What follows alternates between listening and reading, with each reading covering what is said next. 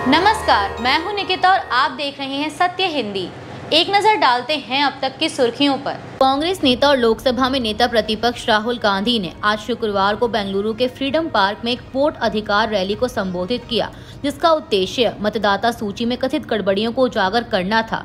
इस रैली में मुख्यमंत्री सिद्धरमैया, उप मुख्यमंत्री डीके शिवकुमार, कांग्रेस प्रभारी रणदीप सुरजेवाला सहित कई वरिष्ठ नेता भी शामिल हुए।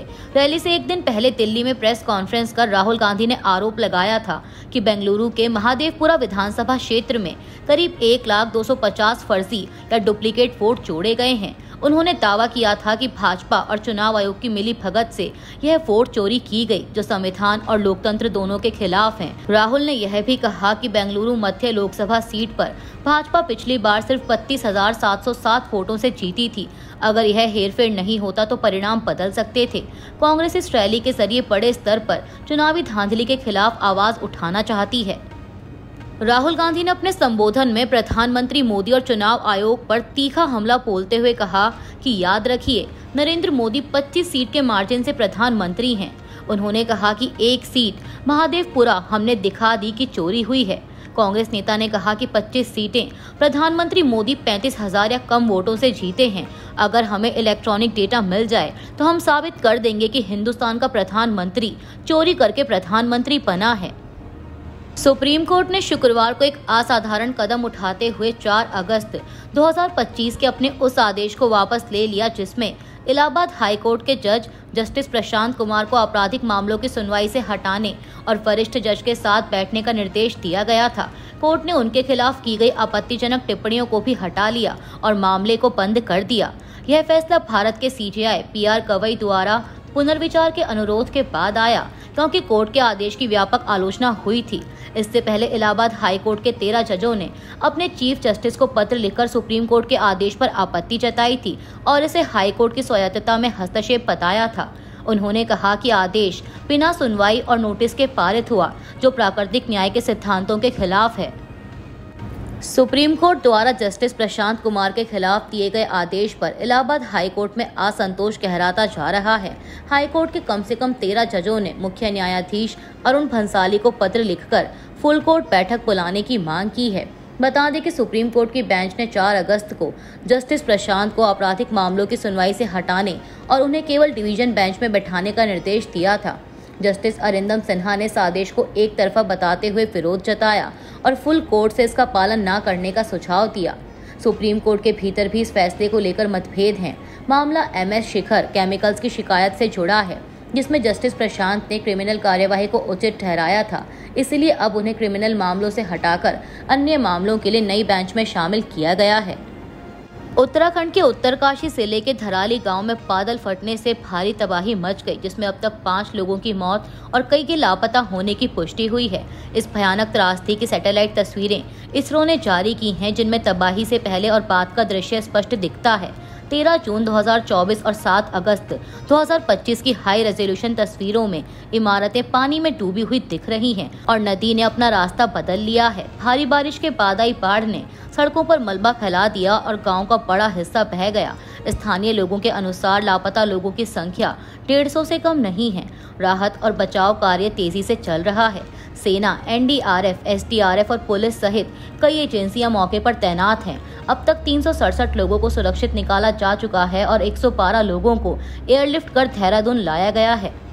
अमेरिका के राष्ट्रपति डोनाल्ड ट्रंप द्वारा भारत पर 50% टैरिफ लगाने की घोषणा के बाद दोनों देशों के बीच तनाव गहरा गया है।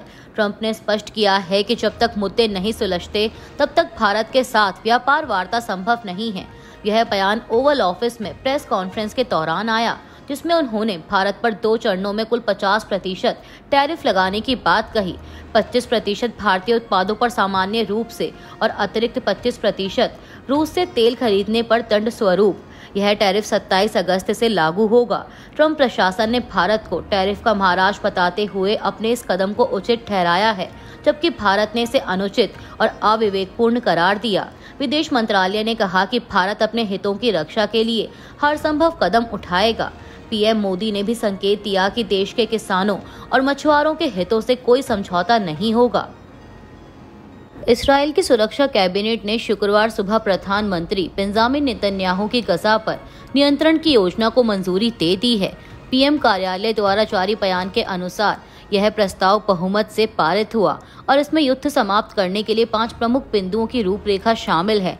योजना के तहत इस्राएली रक्षा बल यानी आईडीएफ गजा में युद्ध क्षेत्रों के बाहर मानवीय सहायता देते हुए क्षेत्र पर नियंत्रण की तैयारी करेगा। 5 बिंदुओं में हमास का निशस्त्रीकरण, सभी बंधकों की वापसी जीवित और मृत, गजा का विसैन्यीकरण, इसराइल का सुरक्षा नियंत्रण और हमास व फिलिस्तीनी प्राधिकरण से मुक्त वैकल्पिक नागरिक सरकार की स्थापना शामिल है। नेतन्याहू ने फॉक्स न्यूज को दिए इंटरव्यू में स्पष्ट किया कि इसराइल गजा को हमास के आतंक से मुक्त कर अपनी सुरक्षा सुनिश्चित करना चाहता है। अमेरिका के राष्ट्रपति डोनाल्ड ट्रंप ने रूस और यूक्रेन युद्ध को समाप्त करने के लिए रूसी राष्ट्रपति पुतिन पर दबाव बढ़ा दिया है। ट्रंप ने रूस को चेतावनी दी है कि अगर 8 अगस्त तक शांति वार्ता में ठोस प्रगति नहीं हुई तो अमेरिका रूस पर भारी टैरिफ लगाएगा। ट्रंप ने राष्ट्रपति बनने के बाद 7 बार दोनों देशों के प्रतिनिधियों से बातचीत की, लेकिन पुतिन से सीधी मुलाकात अब तक नहीं हो पाई है। अब उन्होंने शर्त रखी है कि जब तक पुतिन यूक्रेन के राष्ट्रपति व्लादिमीर जेलेंस्की से आमने सामने वार्ता नहीं करेंगे, तब तक ट्रंप और पुतिन की बैठक नहीं होगी। ट्रंप का मानना है कि इस शर्त से शांति वार्ता वास्तविक समाधान की ओर बढ़ेगी, न कि केवल फोटोशूट तक सीमित रहेगी। यदि यह त्रिपक्षीय बैठक होती है तो यह युद्ध के बाद पहली बार होगा जब पुतिन और जेलेंस्की एक साथ बैठेंगे, जो कि वैश्विक कूटनीति में ऐतिहासिक मोड़ हो सकता है। अमेरिका ने वेनेजुएला के राष्ट्रपति निकोलस मादुरो की गिरफ्तारी में मदद करने वाली जानकारी देने पर इनाम की राशि दोगुनी कर $5 करोड़ कर दी है। अमेरिकी प्रशासन ने मादुरो पर विश्व के सबसे बड़े मादक पदार्थ के तस्करों में से एक होने का आरोप लगाया। बता दें कि अमेरिकी राष्ट्रपति ट्रंप लंबे समय से मादुरो के आलोचक रहे हैं। जनवरी में हुए विवादित चुनाव के बाद मादुरो ने दोबारा सत्ता संभाली थी, जिसे अंतर्राष्ट्रीय समुदाय ने व्यापक रूप से खारिज कर दिया था। अमेरिकी अटॉर्नी जनरल पाम बॉन्डी ने कहा कि पहले घोषित $2.5 करोड़ के इनाम को अब दोगुना कर दिया गया है, क्योंकि मादुरो सीधे तौर पर नशीली दवाओं की तस्करी में शामिल हैं। वहीं वेनेजुएला के विदेश मंत्री इवान गिल ने नए इनाम को निरर्थक बताते हुए इसे राजनीतिक दुष्प्रचार करार दिया है।